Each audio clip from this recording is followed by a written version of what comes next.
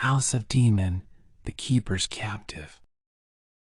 It was a cold, dark night, and the wind was howling outside. Jane had just finished cooking herself dinner and was about to settle down in front of the TV when she heard a strange noise coming from upstairs. At first, she tried to ignore it, telling herself it was just the wind or the house settling.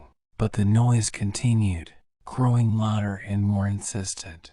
With a sense of growing unease, Jane climbed the stairs to investigate. As she reached the top, she saw something move out of the corner of her eye. She turned, but there was nothing there. She shrugged it off and continued down the hallway. That's when she saw it, a dark, shadowy figure lurking at the end of the hall. Jane froze, unsure of what to do. The figure seemed to be beckoning to her, its outstretched hand inviting her closer.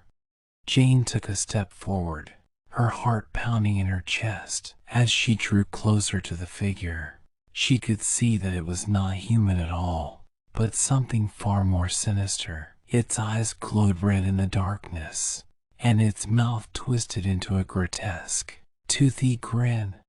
Jane tried to run, but the figure was too fast. It reached out and grabbed her, pulling her closer. She could feel its cold breath on her neck, and she knew that this was the end.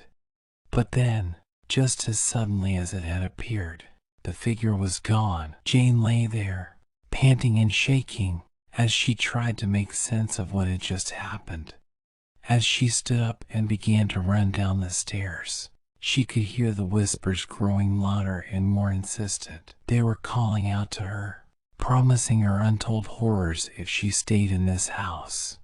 Jane knew that she had to get out, no matter what it took. With a newfound determination, she bolted out of the front door and into the cold, dark night. But as she ran, she could feel something cold and clammy brushing against her bare skin. It felt like fingers, long and bony, reaching out to touch her. She screamed and tried to run faster, but the fingers only grew stronger, wrapping themselves around her and pulling her down into the darkness. Jane knew that she was lost. She knew that there was no escape from the horrors that lurked in this house. She was doomed to spend eternity trapped in this nightmare, with no hope of escape. And as the darkness closed in around her, Jane could hear the whispers growing louder and more insistent, promising her a fate worse than death. Jane lay on the floor, gasping for air, as the cold, clammy fingers tightened their grip around her. She tried to scream, but her throat was constricted, and no sound escaped her lips. As she struggled to break free, she could feel the fingers dragging her deeper and deeper into the darkness. The whispers grew louder and more insistent, urging her to embrace the terror and horror that awaited her. Suddenly, a flash of light illuminated the darkness, and the fingers released their grip. Jane stumbled backward, blinking in confusion, as she saw a figure standing in the doorway. It was a tall, thin man with pale skin and sunken eyes. He wore a tattered suit and a top hat, and his face was twisted into a twisted, sinister smile. "Welcome to my domain," the man said, his voice cold and hollow. "I am the master of this house, and you are now one of my guests." Jane tried to run, but the man was too fast. He reached out and grabbed her, pulling her close. "You cannot escape," he whispered in her ear. "You belong to me now, and you will never leave." With a sudden burst of strength, Jane broke free from the man's grasp and ran down the hallway, her heart pounding in her chest. But the house had changed. The walls were now covered in thick, pulsating vines that snaked their way across the ceiling and down the walls. The floor was slick with a strange, black ooze that seemed to seep out from the walls. As she ran, Jane could hear strange noises coming from behind her, the sound of something slithering and crawling through the darkness. She dared not turn around, for fear of what she might see. Eventually, She stumbled into a large room at the end of the hallway. The room was empty, save for a single chair in the center. As she stepped closer to the chair, she saw that there was a figure sitting in it. It was an old woman with wrinkled skin and a twisted, toothless smile. "Welcome, child," the woman said, her voice raspy and cold. "I have been expecting you." Jane tried to run, but the woman's hand shot out and grabbed her, pulling her close. "You cannot escape me," the woman hissed. "I am the keeper of this house, and you are now one of my prisoners." As the woman spoke, Jane felt something cold and slimy slide over her skin. She looked down and saw that the black ooze had covered her body, encasing her in a thick, suffocating cocoon. She screamed, but her voice was muffled by the thick, black goo. She tried to break free, but the cocoon was too strong. The old woman leaned in close, her face twisted into a grotesque grin. "Now you are mine," she whispered, "and you will remain here forever." Jane knew that she was lost. She knew that there was no escape from the horrors that lurked in this house. She was doomed to spend eternity trapped in this nightmare, with no hope of escape. And as the darkness closed in around her, Jane could hear the whispers growing louder and more insistent, promising her a fate worse than death. She screamed and screamed until her voice gave out, and she was left with nothing but the whispers and the darkness. Days turned into weeks, and weeks turned into months. Jane had lost all track of time since she had been trapped in the dark, twisted realm of the house. The vines continued to grow, crawling along the walls like living things, choking the life out of everything they touched. The black ooze had seeped into every corner, turning the air thick and heavy with a sickly sweet smell. Jane was now surrounded by other prisoners, all trapped like her, all with the same look of terror in their eyes. They never spoke, but their silent screams echoed through the darkness, a constant reminder of their torment. The keeper and the master were always watching, always waiting for their next victim. They would sometimes appear in the middle of the night, their twisted forms looming over the prisoners as they whispered their dark promises. But one night, something changed. A new figure appeared in the darkness, one that Jane had never seen before. It was a young girl, no older than 12, with long, curly hair and bright blue eyes. "Who are you?" Jane whispered, afraid to speak too loudly. The girl smiled sadly. "I'm a victim, just like you, but I've been here a long time, and I've learned things that might help you survive." Jane listened, her heart pounding in her chest, as the girl spoke of a way out. It was dangerous, she warned, but it was the only chance they had. The plan involved sneaking past the keeper and the master, finding a hidden door that would lead them out of the house. It was risky, but it was the only way to escape. Jane knew she had to try. She couldn't spend another moment trapped in this nightmare. She gathered her courage and set out with the girl, her heart pounding in her chest. They moved through the darkness, their footsteps silent on the slick floor. They passed by other prisoners, all trapped in their own silent screams. And Jane felt a pang of guilt, but she couldn't help them now, not when her own survival was at stake. Finally, they reached the hidden door. It was small and unassuming, hidden behind a pile of rubble in the corner. They pushed it open and stepped outside, blinking in the bright light.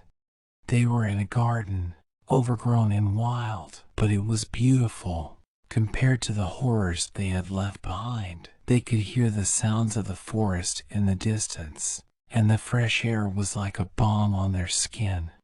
But their relief was short-lived. They could hear the keeper and the master coming, their footsteps heavy on the ground. "Quick, this way," the girl whispered, leading Jane deeper into the garden.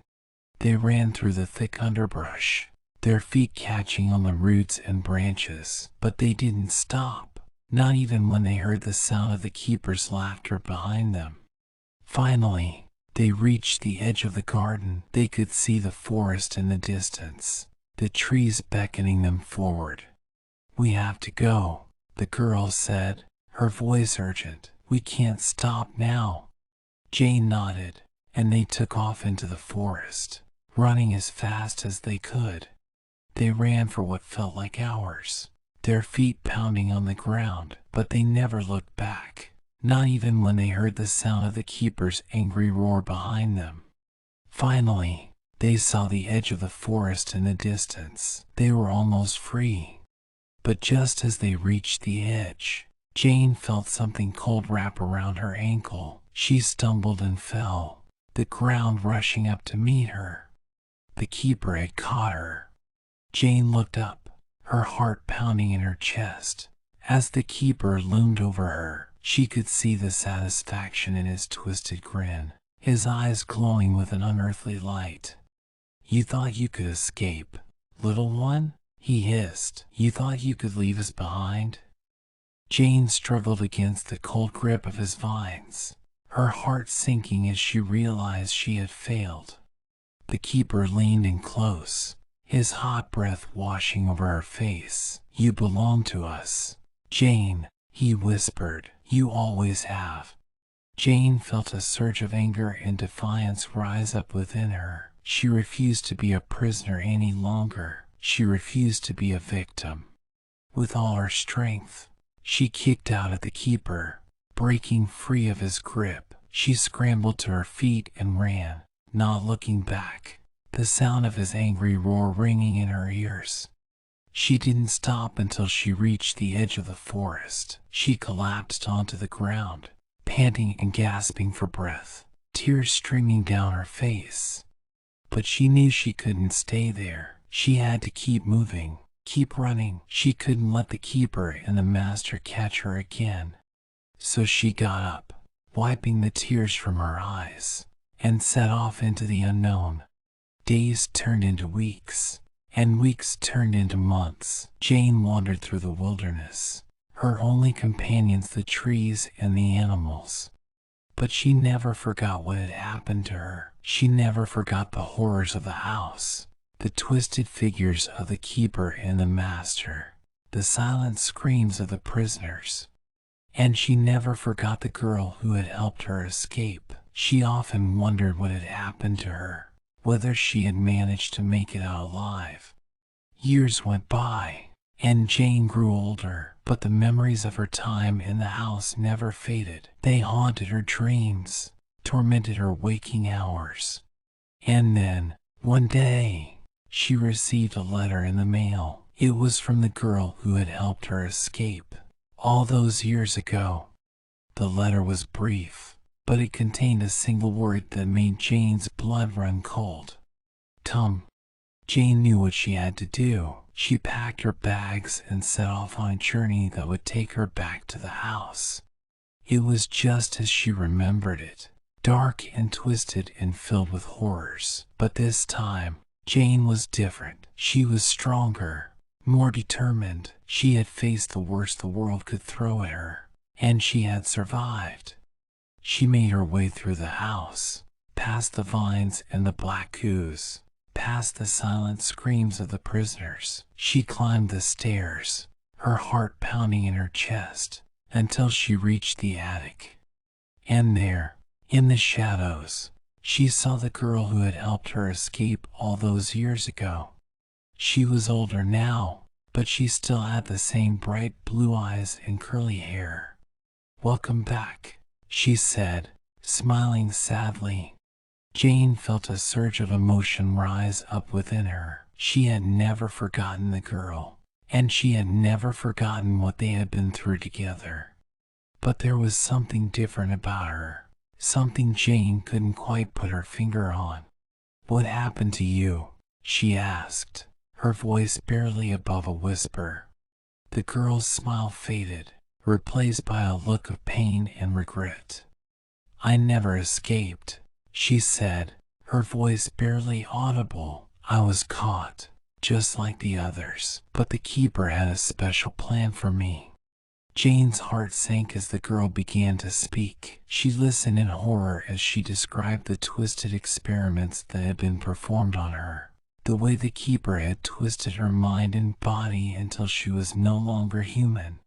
"But I've been waiting for you, Jane," the girl said, her voice barely audible. "I knew you would come back.